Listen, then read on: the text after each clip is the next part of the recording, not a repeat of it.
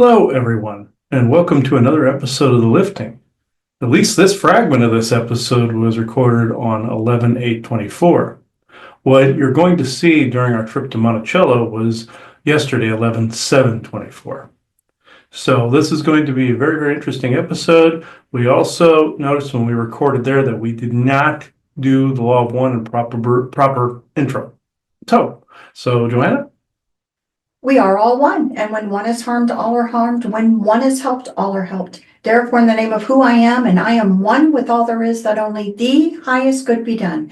We pray for you, your friends, your family, your loved ones, to let healing energies in. Let them love you and nourish you and bring you to your highest good. We ask for benevolence now to come in with no conflicting agendas in order to have this conversation in peace, in freedom, and with the intention of information that may be unknown.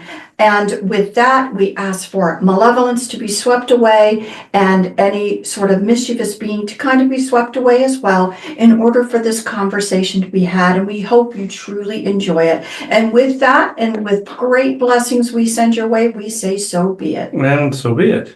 So yeah, the trip to Monticello was quite interesting. We describe a lot of stuff in great detail in that, so instead of reinventing the wheel, I'm going to let you watch that right now. Hello everyone. Normally I have a ghost box here, but I do not this time. This is Monticello. I said I'd stick a video in here. We just got done with a tour with this man over here who does a very good rendition of Thomas Jefferson. And I'll insert a photo of us with him. They didn't let us film any of it. It probably would have been very, very good to be able to do that. I doubt whether they're going to let us film the tour in here in about 20 minutes or so. It's highly doubtful they're going to allow that. So you more than likely won't see a recording of any of the snippets or anything like that with that. So I do like one of the things he said, like one of the highest words of the land was compromise. We always say that. We always say agreeing to disagree. And all the channelings concur with that. So I saw that's just one word to describe. So I thought that was interesting. That's the way he ended his tour, saying all other things fall beneath it because freedom, all of it, there's some things you can't allow, but compromise you can. And right now, that prevents the whole Civil War idea. The cabal's trying to come up with the shaking of the jar of ants concept, where you just go after the one that shook it. Red and black ants. You've heard the analogy. So, this is what this place looks like.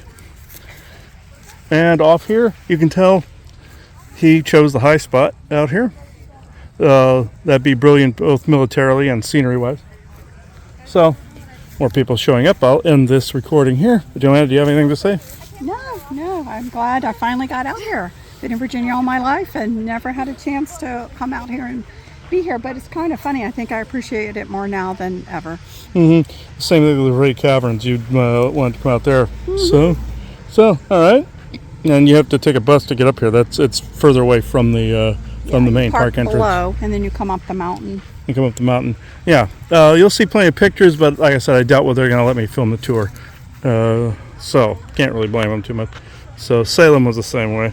So it is 12:03 p.m. Eastern Standard Time, Thursday, November 7th, 2024. Thank you. Okay, still at Monticello. You know, this row up here. What's it called? Mulberry Row. Yeah. This is probably the saddest area of all. This is where all the slaves were kept, and houses up that way. But yeah, this was pretty dense over here. Sad dense, yeah. Not like fear or anger dense. This is more sad dense, and it actually starts to clear out somewhere around the end of the road here, where it goes off into the main roadway there. So I just wanted to show this. It dips off around this corner and goes over here where these horse silhouettes are. But yeah, and the parking lot over here. It was pretty bad off that way. Off this other direction though. Mulberry Road is probably the densest part of the whole property. Well, it's not like normal denseness. This is sad denseness. This is sadness denseness. This was not like murder dense or like this was like they had nowhere to go, sad dense. So yeah, this is pretty. Resignation of a life Yeah, a sadness of that. yeah. It's just weird. It was weird, and right about here it starts again. It's right about where I'm walking into, it's starting again, yeah. It's right next, of course, right next, literally, not that far from the main house. Which Yeah, it's up that way. didn't have that feeling. Yeah, the main house did not have Literal- that. Because this is the road, I guess, where they're saying that during his lifetime he had up to 650 people. So there are a lot of he only, people. he only freed a few that were his family members, so, And then, unfortunately, after the slaves, after his death, had to be sold to pay off debt. yeah, and splitting And up it families split and all up this. the families, but- And when I read that, I knew people had been torn apart. I felt like that somebody did get killed, like a slave owner in the process, or one that was picking them up got hurt in the process. But other than that, one that was just there to grab them, and I felt like somebody got shot. But other than that, it wasn't. Other than that kind of feeling. And if somebody wants to historically corroborate that part, where somebody was showing up to grab them, trying to split families up, and somebody got killed in the process, if you can historically confirm that, great. That'd be like one of the new slave owners, like people like bodyguards or hired henchmen, however you want to say it. But that's what I picked up. But yeah, as we're coming up this way, you hear me shortness of breath there because the energy causes that, and then when you're up this way, it starts to clear up a little more. So it's just that spot, and you can see why. I think personally, I feel a little further. Further over it curls around that way. Yeah. Oh yeah. Mulberry Road. Mulberry Road, even further over where the growing is done over that way. And it was over there too. So this is Mulberry Row, where the slaves were. Right beyond that terrace down is huge gardens that were maintained, and then literally right here. This is the house. This is the main house. This is the slave quarters underneath. Yeah, here. I'll look over into not slave quarters, working spaces. Working spaces. I'll go over here so I get the fields over here, but yeah, the main sadness I guess it did start further up here, but as you walk down this row here. Yeah, the Mulberry Road. This is again a lot of, although you don't see them standing now, there's foundations to a lot of slave homes. Okay. Yeah, it's this overlooks this right here. So looking down to this direction, you may see a recreation, but there are definitely spots where they know the foundations were there for different slave homes and different things. So and they this crumbled, really literally was where many of them lived, and literally right up here was cooking quarters and cooking places, and then right beyond that is the house. Yeah, that's Monticello's house up there by the main house. But yeah, that's where we walked over that way and the sadness started. But yeah, this is yeah, it's actually a little bit better over here than it was further off that other direction. But it's here. It's here too. It's here too, but it's not as. But where it's not is up that hill. Right It's up the hill. Past this structure, right from that structure, it's not there. That's Yeah. what's weird. It's weird. It cuts off further But I up to guess, the main house you go. You're getting the collected energy of so many that That were compacted in this area. Yeah. I was surprised because this is the last area that we visited, so I was kind of surprised to feel it. Yeah. Because I assumed it was going to be like what was there. Yeah, but no. That's weird. Yeah, very dense sadness off this way. Like I said, it wasn't like a death one. It was just like I know where to go sadness. But yeah, that thing that popped into my head, I know is something. So if somebody could historically corroborate that, that'd be great. A lot of things you can't, but that we could. So we're heading back up to the top here. I'll cut this off now. If there's anything else, I'll record it. But it is 2:12 p.m. Eastern Standard Time, Thursday, November 7th, 2024. Thank you. Hello everybody again, and this is still part of that lifting episode. We've been to Monticello today, and you've seen some of the videos and images that we took from there. Granted, that would have been again an ideal place to do the ghost box, but it is what it is. But and you saw that Mulberry Road that way that said where there was great sadness. There was also another part I did not mention.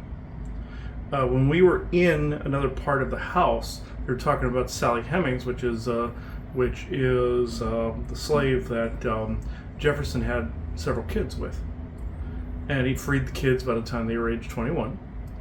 And for some reason, he never freed her, and just let her leave. But she was never really officially free again. She was in France. He asked her to come back, and she reluctantly came back and helped him. She was his personal slave, pretty much. And we thought, when I saw some of the information on this, I heard this voice there saying, basically in a nutshell, saying some of it was bullshit. And I also saw, when we were in the room, I didn't tell Joanna this yet, in the room where Jefferson actually died.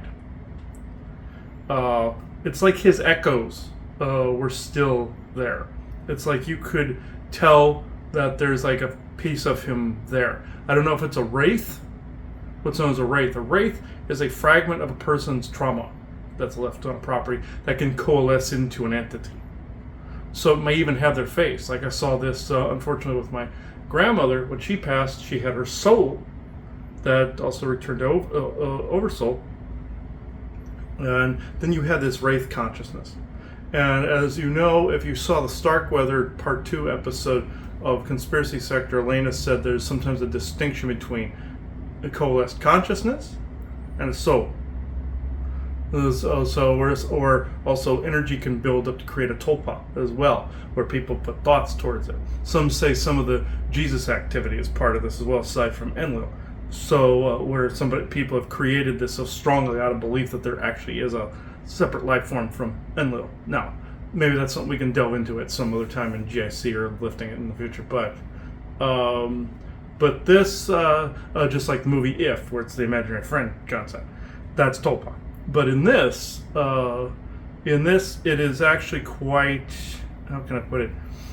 I do believe this was her saying this. It was like, I know there were several people there wanting me to communicate, but I don't open up on historical sites anymore because of channeling disasters past. Let's just say the ghosts of channelings past. Let's just say where I've paid for that.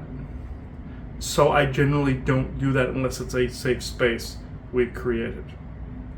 And it wasn't. You could tell there were other eyes on me there.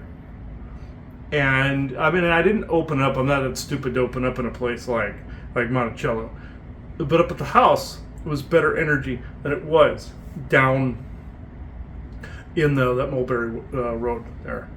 And between the spots I showed you on the camera, that's where that was, where it was the densest.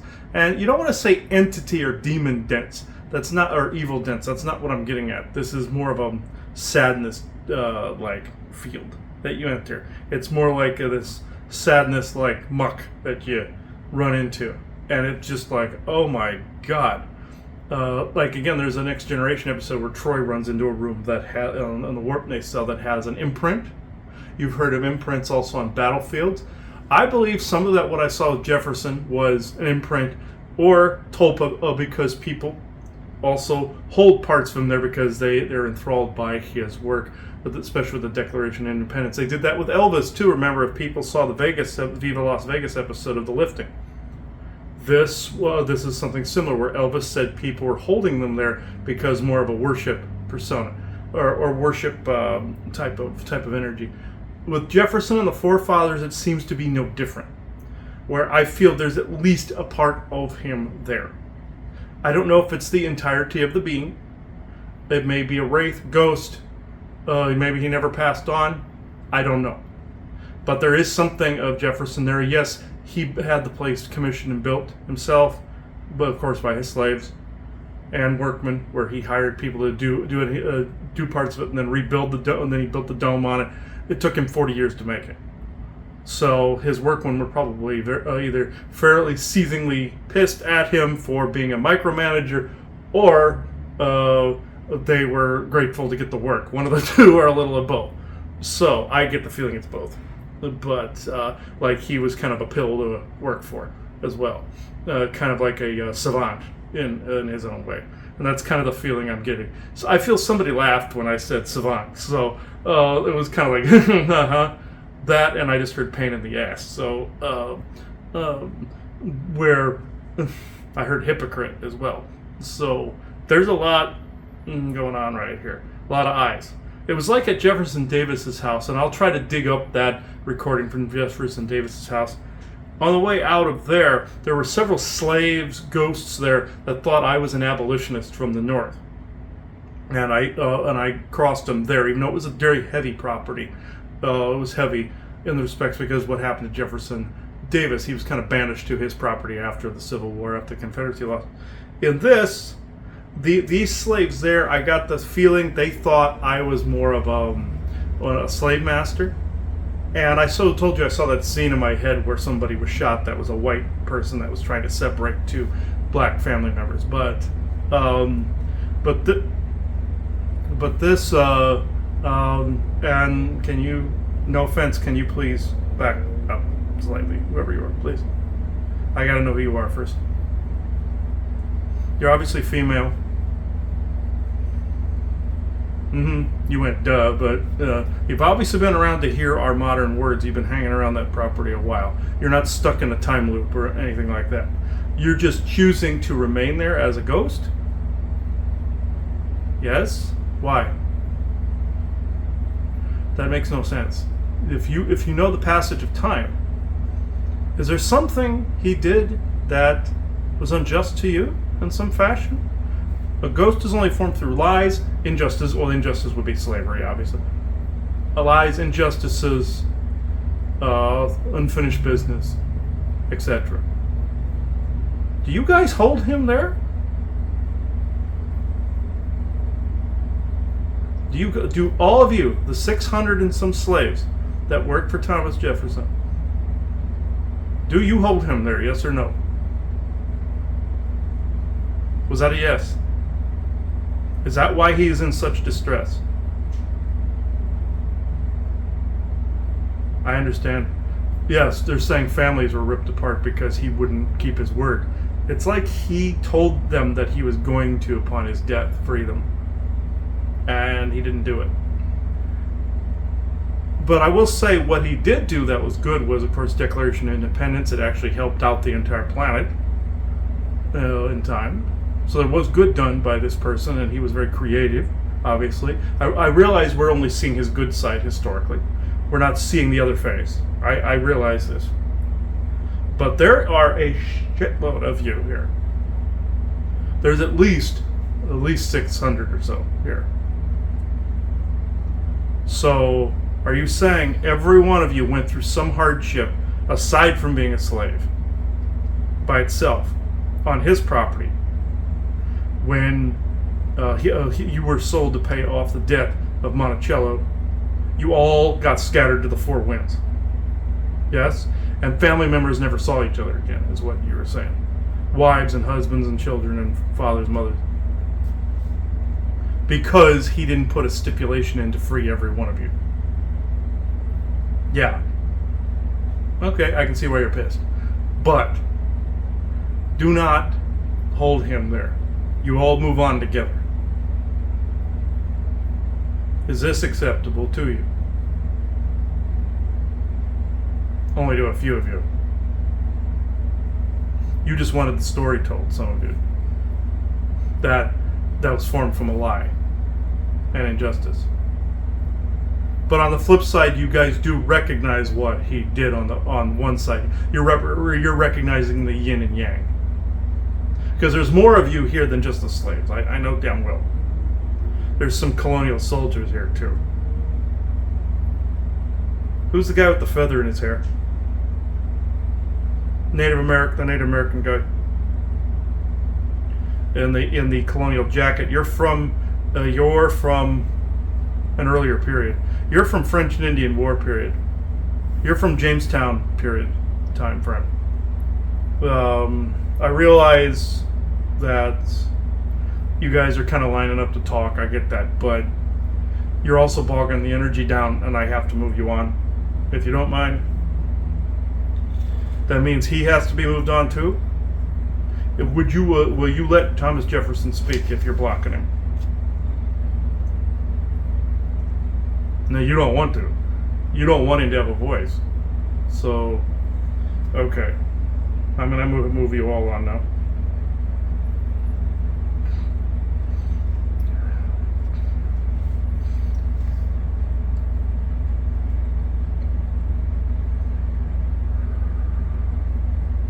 And that Native American guy is not human. What are you? You're not a native. Hang on. No, you are an alien. So, hang on. You're some kind of Orion or tall white or something. Some kind of weird sorcerer looking person. Hang on. Get rid of you. Which means you were using that as a soul trap, you shits. Okay, hang on.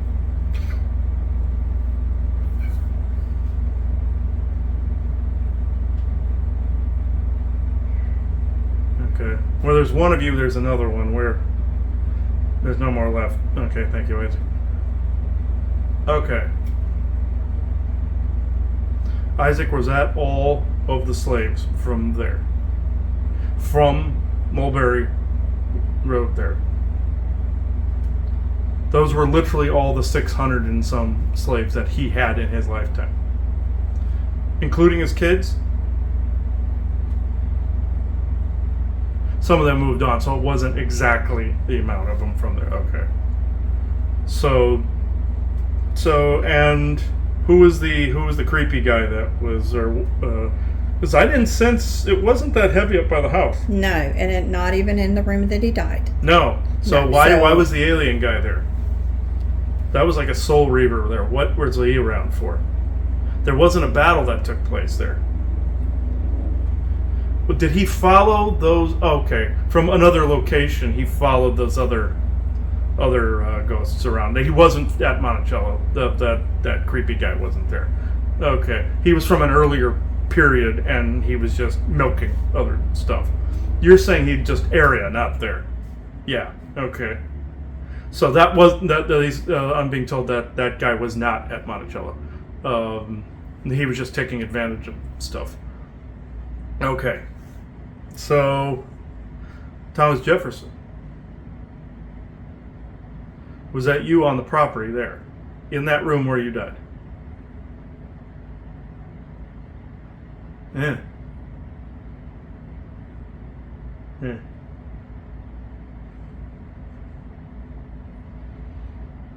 He looks pretty old.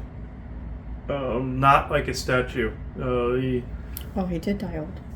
Yeah, he's elderly looking. He looks to be like in his 80s or something, or 90s. But if you want to look that up while I'm looking at this.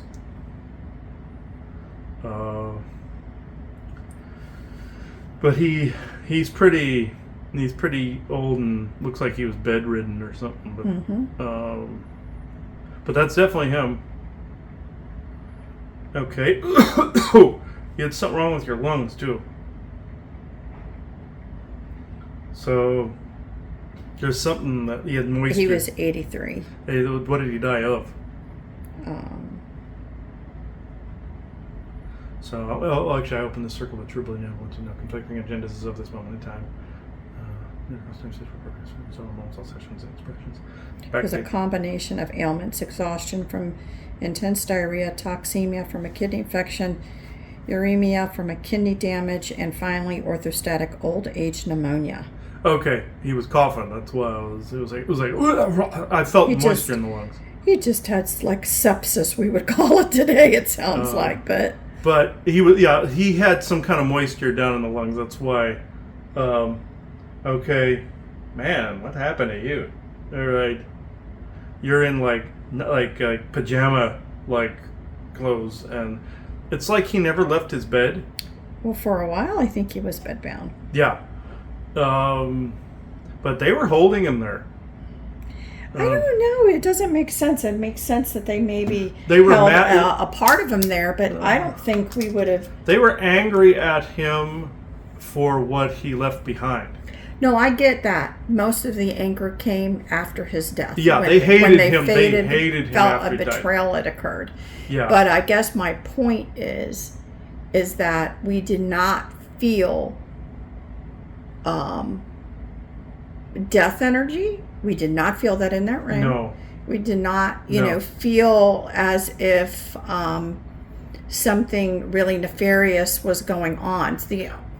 So whatever was being held there wasn't the totality of the spirit of Thomas Jefferson. No, this is a fragment. This of is just a small, piece that they bound there. that they kind of, But this wasn't done by just magic. This was just done. This wasn't done by magic. This was done by intention. This was not like.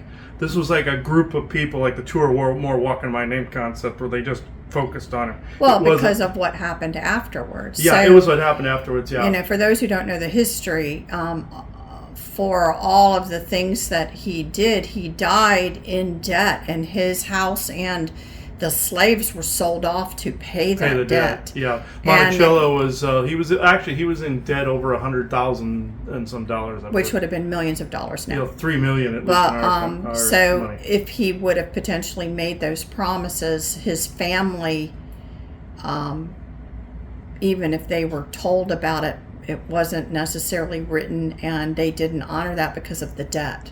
You know what's interesting is, the creepy guy that was there a little bit ago. He looked like a Native American, but in a almost like a Frenchman's like Commodore or type of outfit. And when we were at the restaurant, we went to a restaurant earlier. I was in my head, I was referring to somebody as Captain Crunch. So my subconscious was talking to something or noticing something, and in my head I was saying, "Okay, Captain Crunch, get away from me," and that's what I was saying in my thought.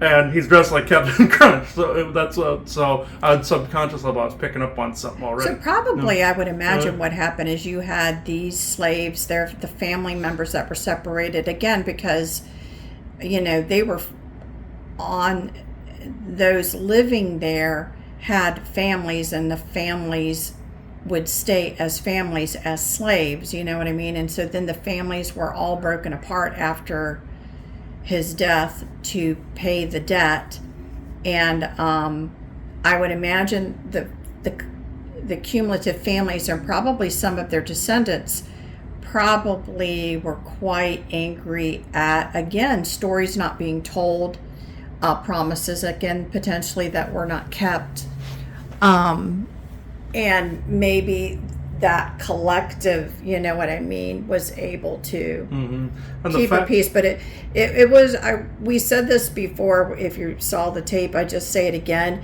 the distance between Mulberry Road and the house is not that far apart. It's right next to one another basically, and it was surprising because we were at the house first to then walk down on that road and feel such sadness and sorrow is the only way to put it. And the fact that it wasn't felt up at the house, that to me is still weird. Yeah, it was weird that it was separated. It was like he had joy in one place. There was joy in one place, and excitement, like innovation. He was like enthralled in his work, and then you had sadness on the other, and the yin yang on the outer periphery there. What is still wrong with you? I sent healing towards you there. You look like yourself again in the time you wrote the Declaration of Independence. But there's still something up here. You're off a little bit. Actually, I'm just going to move you on and see if the Oversoul communicates here. No, not in the room. Until I can identify if anything's hooked to you.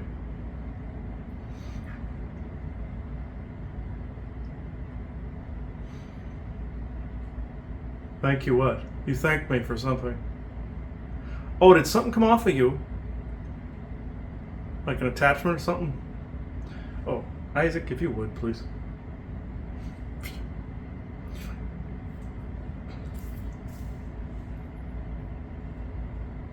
All right, I'm moving you on.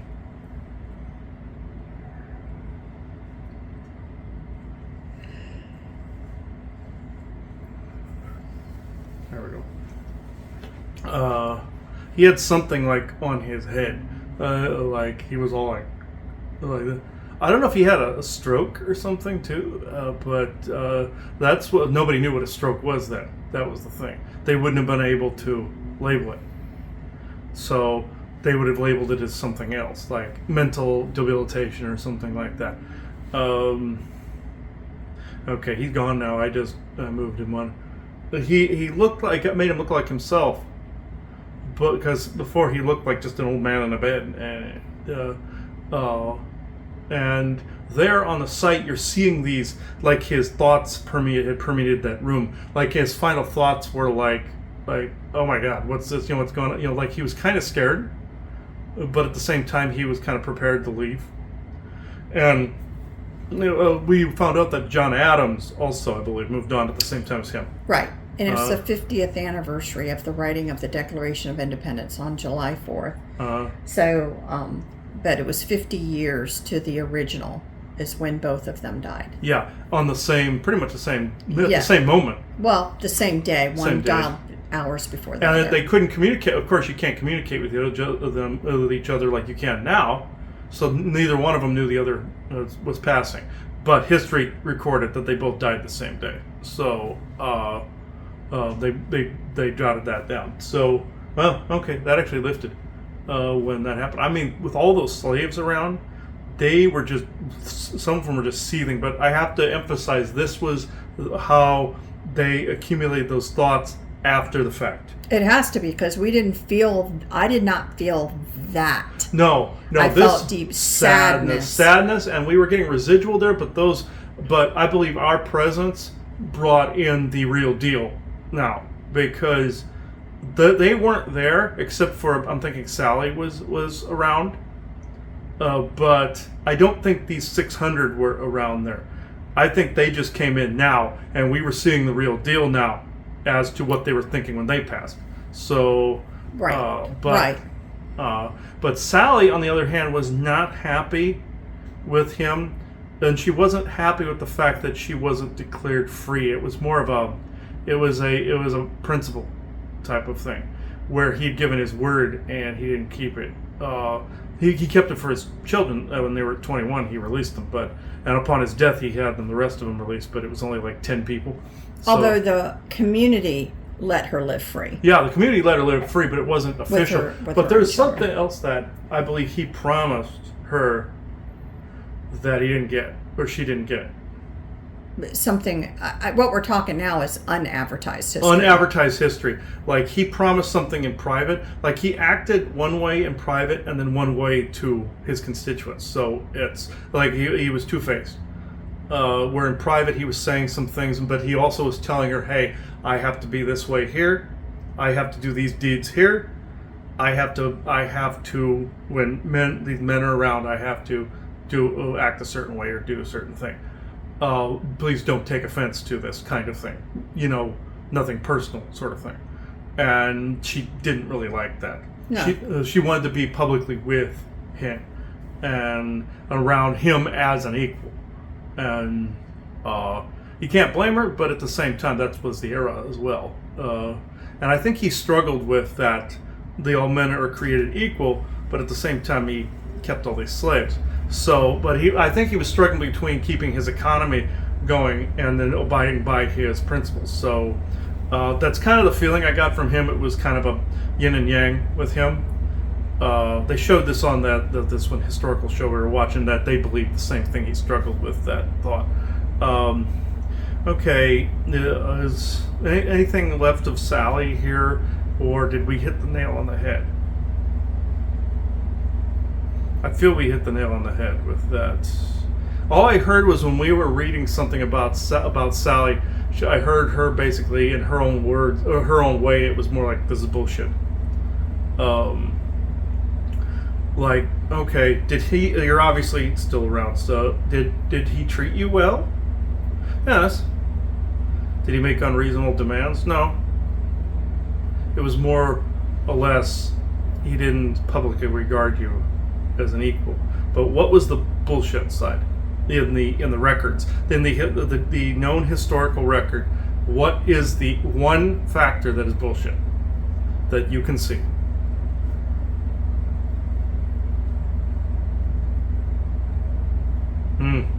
I understand. That my services were always willing on my part. Meaning true slave, and not a slave to public, and not in background. It was more like, okay, I can see what you're getting. He at. wouldn't have been the man you picked to marry. Very true, very true. Not at all. You were in service to him. Yeah, a complete service. It wasn't a love relationship. The reason he went to France to go get her is Well, I mean, that story was the young daughter of his couldn't travel to France, and you were her companion to go over. Is that true? Is that part of it true? That she was his companion. Okay, so he was in France. Mhm. He was there with other people, and he asked for the young daughter, who was like, what, 9, Mhm. to come over there with him, but she couldn't travel alone, and you were the one that were asked to travel as her travel companion over to France. Mhm. So is that the first time that he noticed you, was when you were in France? Or did he notice you prior to that? Prior, but noticed her more as a person when she was there, because France didn't tolerate the slavery thing. Right. So in France, you were treated, and he even had to treat you more of a free person. As a free person, as an equal, because France was very intolerant to that. So it was like, yeah. So your dress was more, I'm going to say societal, because I don't know the proper word. You had to have dressed then even differently, and he saw you. They saw you very different. Yeah, and also she wanted to remain there because she was considered an equal, and they thought she was pretty. Saying she would have had work there, she would have had prestige there. So the story goes that you said, I'll come back, but you have to let my children be free. Yes. Was that the truth? You said I'd come back under these circumstances, or was something else happened? There were other children not mentioned. That you had already had with him? Yeah. You had them Before. over in France? Mm-hmm. And so did those children come back as well? They stayed in France. Yeah. And I think she wanted to stay there. She wanted him to stay there, but he wasn't in for love. It was more or less, you can do something for me kind of thing. And he wanted help with his daughter and stuff like that. And what else? There were more children on the American side too. So at what age did you have your first child with him? 15. But he only says you had 4 with him. Nope. Now, why were those 4 acknowledged, and even in his diaries, and others weren't? Because the others were not acknowledged, because even though there wasn't a strictness like we have the underage rules now, it would have been kind of scoffed at a little bit. There's more to it than that, though. That's why I brought up in my head that scene from Family Guy where he said to all of them come in the shop. The way that you're talking is you're saying that you were older than 15 when you had his acknowledged 4 children. Yes. So you had children, your first birth, you say you were 15 years old when you gave birth the first time. 2 died. 2 died, several stayed in France. Mm-hmm. It sounds like you were pregnant every year of your life from 15 on. Pretty much. That's why she's kind of pissed. It's like she was a baby machine at that point. And she's saying he gave a face to the public, and he had really good principles. He didn't always apply them in his personal life. Where he kind of was like this savant type, where he just jumped from one thing to the other. So is your perspective that it wasn't as hard for him to be a slave owner as he portrayed it to be? Yes and no. He was against it, but he wouldn't take that necessary next step. It was the economy at the time. We all recognize this, that he recognized it was going to be generationally, but like they were mad because he didn't free them upon his death. because he made, did you just say he made a promise to someone else that he wouldn't? Mm-hmm. And somebody said it would devastate something in the area if he did it. Okay, one of his white friends told him. Okay, all right. Not trying to go into more woke territory here. I'm just saying. Okay. So, did he write the names down of the other children born to you that were considered his property? No. So those children, what happened to them? Well, she said the 2 died, and then there were a few that were sent further into slavery. Let's see. So he got rid of them by selling them? Mm-hmm. They were traded to other landowners, and so they could raise them to do. They were sent as infants. Yes. Or were they Yes. were taken from you that young? Yes. And the others in France, their line is still there. It's still in Europe. So it's not recognized by the descendants. They didn't have it checked, but if they checked, they would find see. it. They'd find it. out. They find that because his genome is well known, so they could check it against the database. So it was his.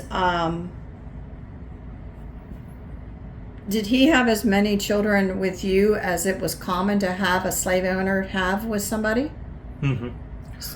So that's probably one of the most not spoken about pieces of it. If slave owners were having 10 plus children with people, their slaves having 10 or more kids with them alone, you're saying was legitimate. That was legitimate, yeah. So she was the one, I think, earlier putting that scene in my head from Family Guy where all of them gather behind the painting. Let's bring the rest of the family in, and it's like a load of kids. Isaac was putting that in my head, but to show what actually it was. They were disclosing a real thing there. So, but it wasn't just common to Jefferson. No, it was all of them. She said it was all of them. It's what they did. Yeah. But somehow in their mind, they separated themselves from their prodigy. Yes. In equality and being a man or woman and the whole bit. Mm-hmm. They were able to say, nope, you have some of this in you, so you are less than and born a slave. They even tried. Though. Yeah.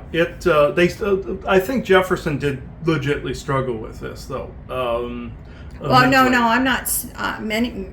There may have been many that struggled with it, which is probably what led. Washington did too. She said so. It's well, down the road, isn't this what came to their realization? The true history is. And they realized that it was going to take like a generation or two to fix it, and slow drip it out of existence. And then it was Abraham Lincoln that eventually did it. So 100 years later. Right. So there are quite a few people walking around now that keep getting surprised that they have a different race, a black race if they're white, or white if they're black in their lineage. Yeah. Because it was such common practice going on then that many people would have something like that in their lineage. Think the whole Genghis Khan thing, like I was saying earlier, 1/10 of all Chinese have Genghis Khan's DNA. Mm-hmm. Think that, she said. And it's like that you wouldn't know it by the way that the descendants appear now.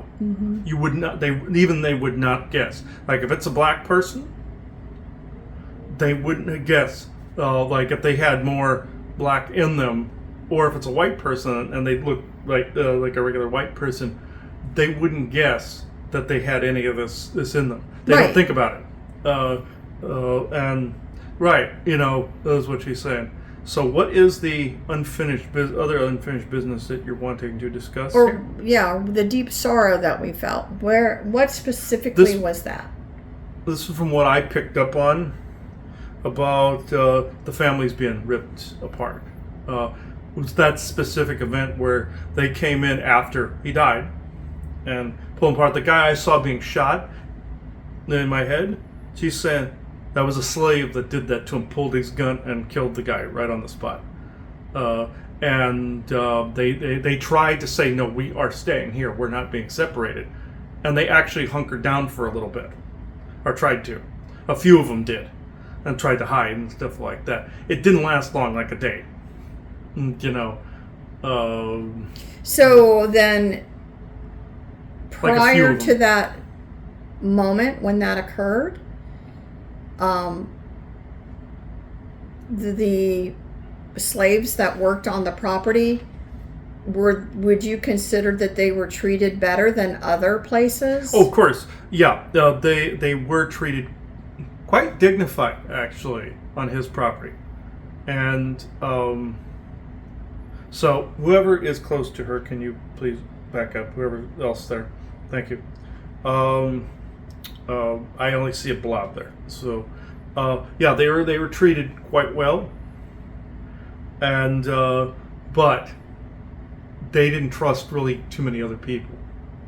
They trusted him to an extent. They still saw him as like them. Like you saw in that historical show where the slave was looking at the writings of the Declaration of Independence going, hey, we're part of this. And Thomas Jefferson recognized this, but couldn't do a whole lot about it. Or he thought he couldn't do a whole lot about it. But right. in comparison to the situations you guys could have been in, you weren't unhappy to be under his home. No. If anybody, if they could have had anybody, it was him and one of the others. There were a couple of them that just kind of on a whim would just kind of sell them and do whatever. But Washington wasn't bad, but they preferred. I think they preferred Jefferson. But they said a few of the other founding fathers they wouldn't touch with a 10-foot pole. Like a few, even some of the signers of the Declaration of Independence, they're like, like this. They're like, nuh-uh, no. John Adams, they're saying was all right. They said John Hancock, on the other hand, they weren't too fond of.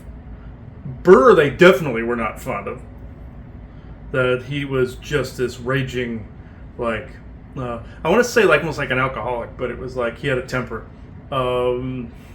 Alexander Hamilton, they were kind of indifferent too. So it is interesting. Well, at least this is making more sense then, because in the quarters where people would work, underneath the home and in their quarters and the cooking areas and the different places, didn't actually feel any of the sadness there. It almost felt like people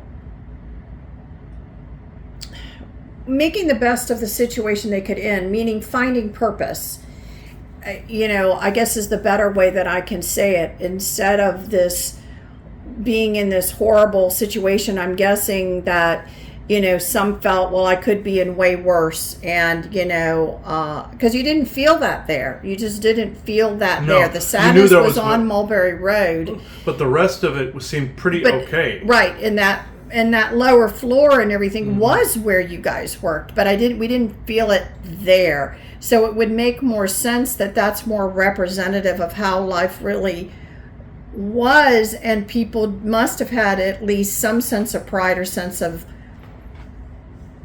making the best of the situation that they were in and finding purpose in their lives, because although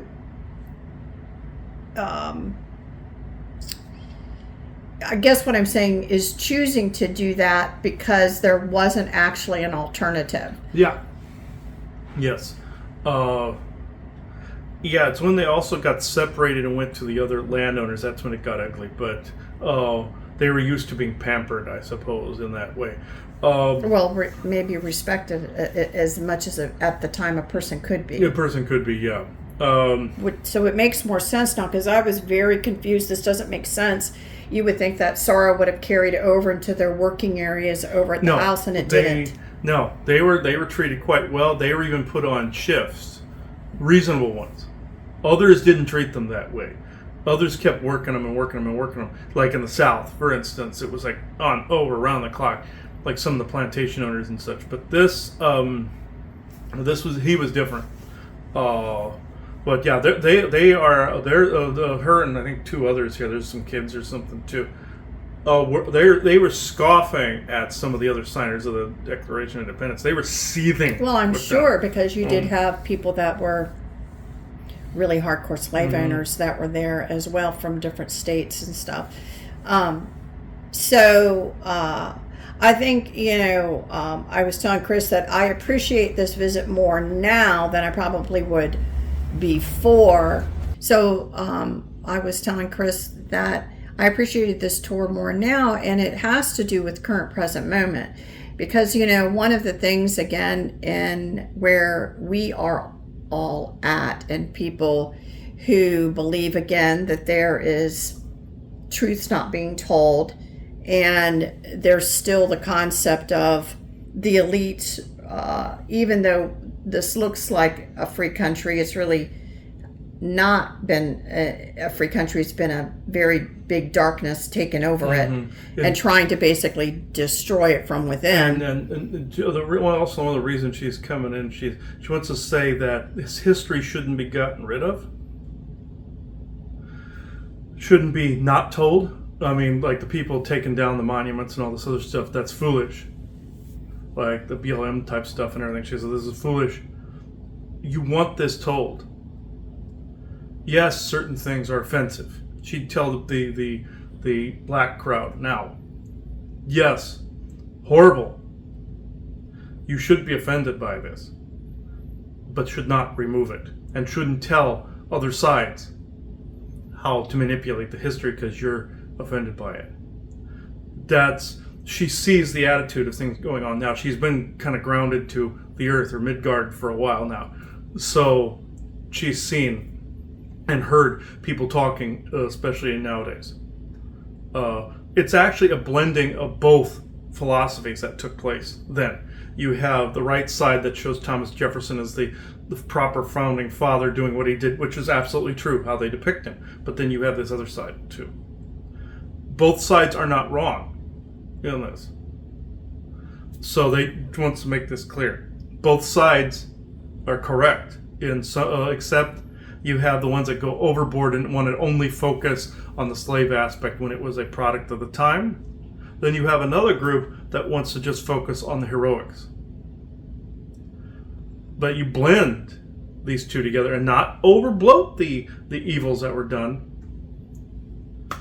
You have it right. So that's what she was wanting to say. And none of this stuff like the 1619 Project and all this other stuff that they're talking about for Jamestown and all that stuff.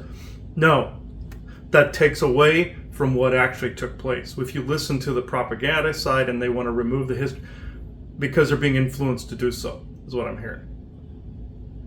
You got to know the actual history. You got to know it. You don't actually always have to eat, sleep, and breathe it like historians do. But you at least have to have an idea. And it has to move forward.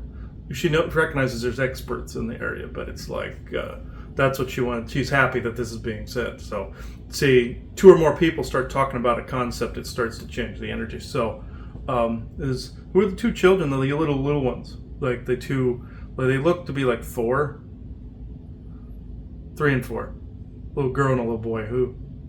Is that a couple of the others that were lost to you? Mm-hmm. So looks like you're all moving on. Actually, I'm just seeing this. So, thank you. But there is something there there's an energy I'm not liking.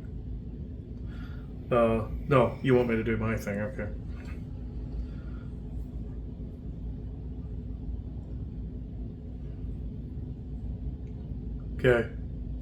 Okay, you want me to open the doorway?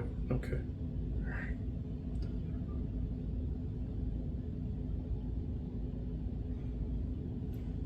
Okay, hang on, there's an unhappy energy here. Hang on, there's something left.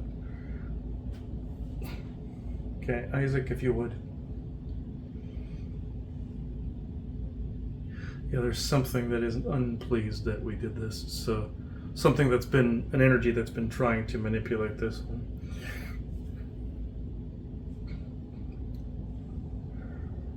Okay, Isaac, I do believe it is your time to come in now because we can cap this off with some question answer from you. Unless there's someone else that's truly benevolent with no conflicting agendas that would rather speak. Okay. Yeah. Short, you'll say. Okay, Isaac, yeah, you came in earlier. Put this where? Oh. Why on the throat? Oh. Okay. You can do it that way. Those amulets can work, but for a limited time. We're doing that, okay. Truly benevolent Isaac only.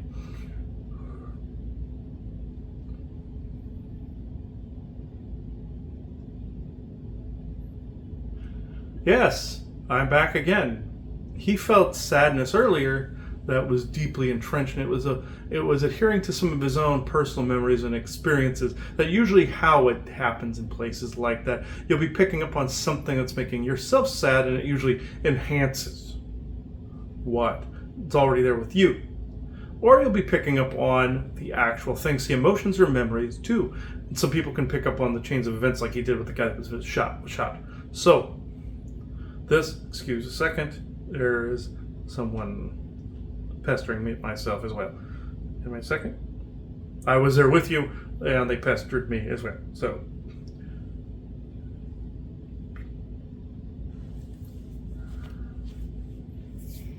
I say they because there were also like the ghost of that person that came to get him. All of it was there. So only in that spot though, was not in the house. And the house you felt was pretty okay because there was joy that went into it.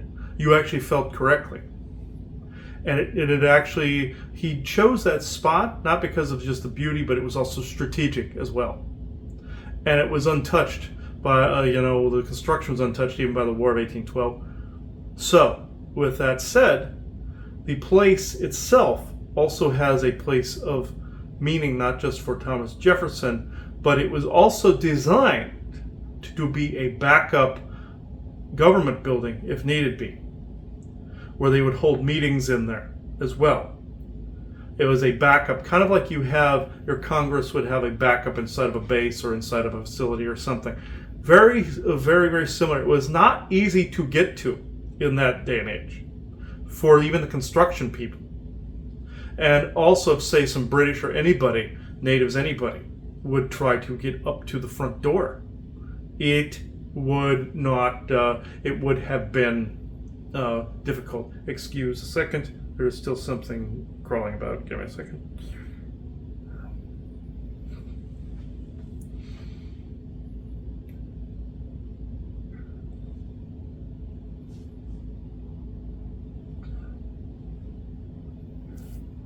I would recommend not leaving that tower buster out of the room this evening. But in this instance. But I will go into questions so far. So one of the things that's interesting, because I would certainly recommend if you ever get a chance to come here, I would definitely recommend that you do it. I think, again, the reasoning behind that is really what I wanted to talk about. Again, we've talked about the past, but let's talk about the present. And what's going on right now in the present.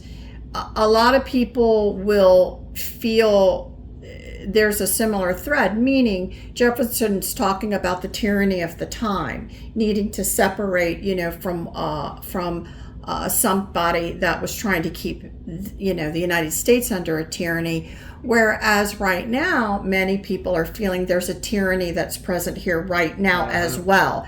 And, in showing itself in different forms. And then how do you bring back that spirit that Jefferson and the gentlemen were trying to bring forth to blossom out of it to be their own people? That genuineness, from what I can understand, although we're talking about imperfect people, that genuineness was real. And so I say there's a similarity to how people are feeling right now, which is interesting because many people feel like a tyranny was trying to develop right now to squash the United States, to squash the, freedom of speech, to squash all these things. But here we now have almost 250 years ago the exact same situation in the founding of this country. So I think, I'll let you speak here, but I just wanted to say, so I think if people get a chance to come here, again, you think you're the only one struggling with these hard times, but these gentlemen were really struggling with it back then as well. Yes, history repeats, you see, if it is not acknowledged correctly. History tends to repeat. Those who do not know their own history are condemned to repeat it. You've heard this multiple times. It's just like in an infected land, like what you were saying about the natives, the Sasquatch people in that one program you were doing. And then them putting the Sasquatch people on reservations. What happened with the white settlers, they did eventually the same thing with the U.S. government. So the cycles continue until they are acknowledged. There are forces out there that want, like the Martian Germans and such, that want that history taken away. And there's other aspects of history that they're still trying to peel away from you, being unburdened by what has been, you see? And so there are still forces at work that want that objective. They are not gone. They probably won't be gone until you recognize that is what's being done. Always fight this tooth and nail. Always fight the fact that they try to remove something of your past. Yes, it is not healthy to live in the past. Is it healthy to get rid of your past history? No. The only exception is if there's certain energies, not what I'm talking about with like statues or anything like that, like in certain writings, like if it's something of your own personal history that you want to get rid of, that maybe doesn't make any sense to keep. Like if you have old notes from an old lover or something like that, that is a little different. Or an old book you don't want anymore, etc., etc., etc. With this, you must keep it. You must understand it, know it, and know that even in several hundred years from now, it will still be known. Very much like your Picard character, where he's versed in history, knows the importance of it, and then people around him, even in the 25th century, didn't know what World War II or Dunkirk was. Like, that's exactly it. It was season 1 where they were talking about that, where they didn't even know what those events were. So it's important that it be kept. Or like in your Fallout lore, where they didn't know what the city of Chicago was because it had been blown up and there was nobody left around to know what it was. It was just like a mythos, like Atlantis or Lemuria or Ubar or one of the lost cities. It was very much like this. So it is extremely important to know when you start hearing phrases like unburdened by what has been, or we have to get rid of what is before, or groups trying to get rid of these things, there is evil behind this. Those people sometimes may be well-intentioned because they're not well-versed, or they're just ignorant. Or he says they're just meat puppets, but sometimes that's unfair, I must say. But the real evil are the ones that are using these phrases to get people okay with the fact that what is in the past doesn't matter. It does matter. This is why you have these opposing forces fighting over the same subjects. You have the ones polluting it, trying to only focus on the slavery. You have trying to make heroes. You have people trying to make villains. History was made of heroes and villains, through and through. Or people that were just trying to do what they needed to do and were cast by different parties as hero or villain. Or neither. Or just mediocre. Usually the ones that had statues made to them in some form or another either were some asshole wanting glory, or by some crowd that thought that these people were the greatest thing since sliced bread. The ones that cast statues of themselves, usually in the time it was done, wanted some kind of glory. Jefferson had a little bit of this, but also he was gifted these things as well, like that bust of himself. He was gifted that as an appreciation. Okay, but there are those that you have overseas that were building statues of themselves because they wanted an empire, like Caesar. Different story. These are the things that are also worth remembering all across the border. You have Napoleon. You have any of these. They that want glory. Now, is there anything wrong with wanting personal vindication or some kind of writ in the history books. Absolutely not. Absolutely not. The Vikings did this as well to a certain extent. They wanted their name in history. Sometimes it's only the Akashic that knows your name. Sometimes history does. But where the history is out in the open, may it not be erased like what happened to Tartaria. This is why you must know all the angles and the reasons why. Even if you're not well versed, know something that you might be drawn to and take the good portions of that and bring it forward. But if you're going to be versed in the history, know all of these different angles. Look into these things. Look into the past. All the secrets of what is being hidden from you is there. This is also another reason they want it hidden. They do not want you to have knowledge, and as you've heard, knowledge is power. These people are trying to get you to be unburdened by it. Don't let it be a burden. Pick up a history book. Look at even some of the basic stuff. Look into some of these different things. Even some of these shows don't have all of it, but they have some of it. Start looking into it. Start looking into who's trying to use it for their own agenda, like the 1619 Project or things of that nature. Make sure you can discern whether something is just being done for somebody's own personal agenda or if it's an overall concept. Look into even those agendas to see what they are trying to pick at and they're trying to manipulate. You must look into these things. Know thy enemy, know thy friend, know thy own history. Well, thank you. And I'm just going to let you have any final words. Again, this is going to be put together with the other things, so it's going to end up to be a pretty long little show. But any last words? Yes. As the Force people would say, last is permanent. Or it'll sound a little too permanent. But in this case, Monticello is not bad. But just know it was designed kind of like your Mount Rushmore to be some kind of underground, or not underground, but backup of some kind.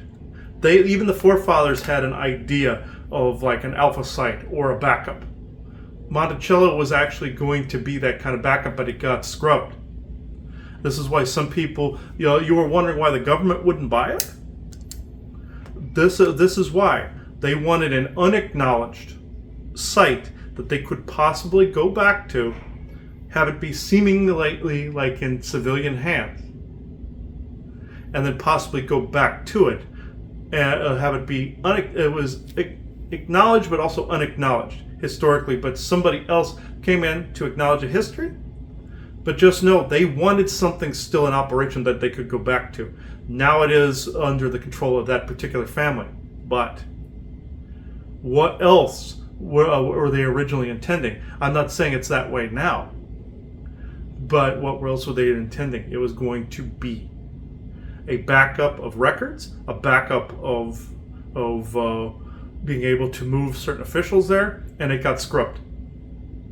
This is something that was not in the history book. Just like you have classified projects where they have alpha sites, places like you see in your Stargate and Stargate Atlantis, where you have their base and you have an alpha site, where they have a backup. This is exactly how the military operates now, and then they also did.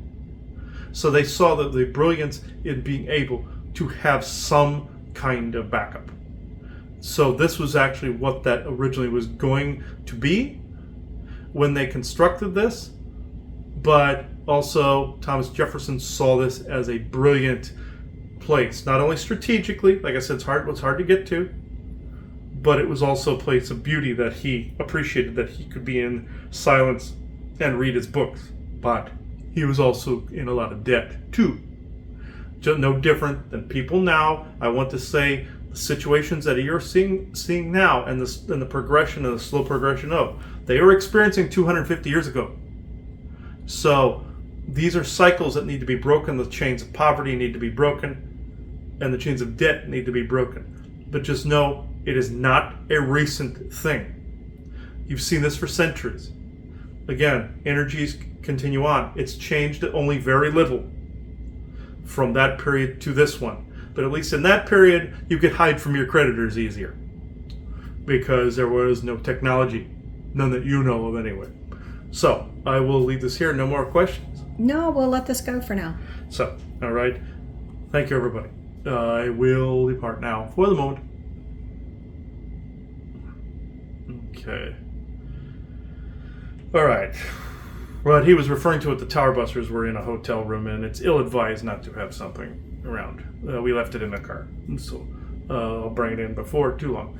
So, yeah, everything was clear from there. He was having to shoo away some stuff that was creepy crawling around, like things that were walking around and stuff like that. They traveled with the ghosts, and they were kind of crawling on a few of them. And when they passed on, the creepy crawlies just drop, and they start milling around. Or ghosts can leave a wraith too. Like if it's an emotion, it's a tulpa type form where you have a wraith, and you have like I said, there's a wraith that is the emotion of the trauma, and then you have the soul. This is more like what it was, more of a thought form, a tulpa or a wraith type form. I want to make the distinction between those. You saw it in the game with the Witcher 3 Game of the Year edition Wild Hunt, where you saw Geralt of Rivia made the distinctions between the soul and the wraith. And the wraith was more of an entity, like almost like a lich, where a lich would keep a consciousness in a jar kind of thing. It's different slightly, but these are the distinctions that was being made in those mediums. So, anything you want to add, Joanna? Nope. Again, we'll kind of squish this into the other one. And... Yeah, we'll squish it into the other one, even though that had SSP connotations to it. We'll just basically say that it's more for SSP, but also the edition plus Monticello in there. I will come up with a title by the time you've seen this. So, okay. Thank you, everybody. So I will now close this circle within true benevolence and no conflicting agendas of this moment in time. So thanks for watching, everybody. Bye-bye now. Okay. I'm glad you enjoyed that particular episode, or what we filmed out there. It's been quite some time since we actually did an analysis of a place. You may remember the last places we did, of course, were Williamsburg, Yorktown, Jamestown, things of that nature, and it was more of a recap. We're going to go along that thread with even some of the places we visited before. You want to see that, let us know. We did Cahokia before that. So that was quite some time ago. That was in 2017. So with that, we're getting back into that rhythm. And I do also have something to add to the end of this that actually occurred as we were leaving this morning. This will be more of the abridged version. This is not necessarily the lengthy, great, detailed version. Strange dream that popped up. And I noticed when we have tower busters around, they tend to block a lot of the garbage blocking you from some dream messages. And this seemed to be fairly urgent in nature, where I was in, again, there was a shopping center. I'm always in shopping centers and stores and stuff. I noticed this stuff when I was a teenager. This popped up quite a bit too. And in other dreams that I'm not going to mention here that have nothing to do with the trip.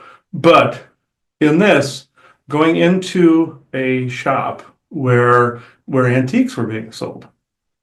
And I walked in to this place, and this Oriental lady was selling keys. The old antique ones, like the old medieval locks and earlier colonial locks, and ones that fit the style of also Jamestown, from jails to like strong boxes, things of that nature. They were all labeled and numbered with numbers I didn't recognize. And so I grabbed one and paid her and walked out with it. And I also went outside. Something happened outside where the environment shifted a little bit, walked back in, and this person and that display, like you see alcoves in antique shops, sometimes there's people running them, or someplace like Painted Tree or something like that. It was set up like that. She was gone, and so were all the keys. And there was an elderly there, white lady there, and I said, where is the person that was right here in your slot? And he goes, I have no idea what you're talking about. I said, I bought this.